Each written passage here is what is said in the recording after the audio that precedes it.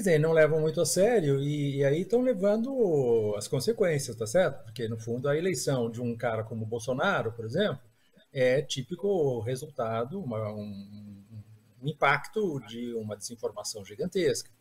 Então, sim, as consequências são gigantescas e eu acho que as pessoas não entenderam, de fato, esse elemento fundamental, né, que é o fato de que as palavras geram ação. Então, quando o cara fala, não, isso aí é retórica, né, isso aí é papo, como se isso não fosse um elemento desencadeador de realidade. Então, linguagem é alguma coisa muito mais séria do que as pessoas acham que para eles aquilo está numa redoma de especialista, discutindo se aquilo é um adjetivo não sei o quê, entendeu? Claro que tem essa dimensão também super técnica, super especializada, que é muito interessante também para o especialista, mas o fato é o seguinte, a relação com a sociedade, essa relação com a sociedade da linguagem, a extrema-direita sabe muito bem ela sabe, ela usa isso. Ela está sabendo fazer isso, entendeu? Quem não está sabendo fazer são os progressistas, os democratas, não vou falar nem da esquerda, estrito senso, mas basicamente, vamos dizer, e houve uma inversão muito grande, né? Quer dizer, quando eu era jovem, a esquerda era contra as instituições e a direita era a favor das instituições. Hoje a esquerda ela está defendendo a Constituição, a democracia, o processo eleitoral, e a direita está fazendo o contrário. Então isso é alguma coisa que a gente deveria também parar e pensar um pouco, tá certo? Quer dizer, alguma pequena inversão dessas posições em relação à ordem social, digamos, né? Professor Luiz Marcos, vamos falar do clima. O capitalismo é incompatível com o meio ambiente, professor? Vou fazer uma pergunta bem capciosa e genérica, assim, para aquela resposta brutal, né? A resposta é não é compatível.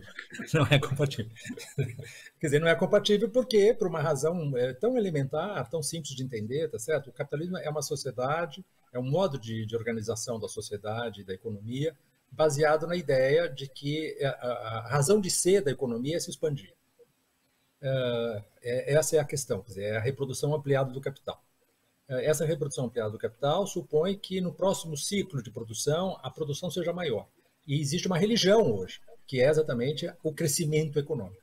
Então, quando não há crescimento econômico, existe uma espécie de como se fosse uma transgressão cósmica, acontecer alguma coisa que não pode acontecer, sei lá o quê, um sacrilégio, em suma, para a doutrina econômica.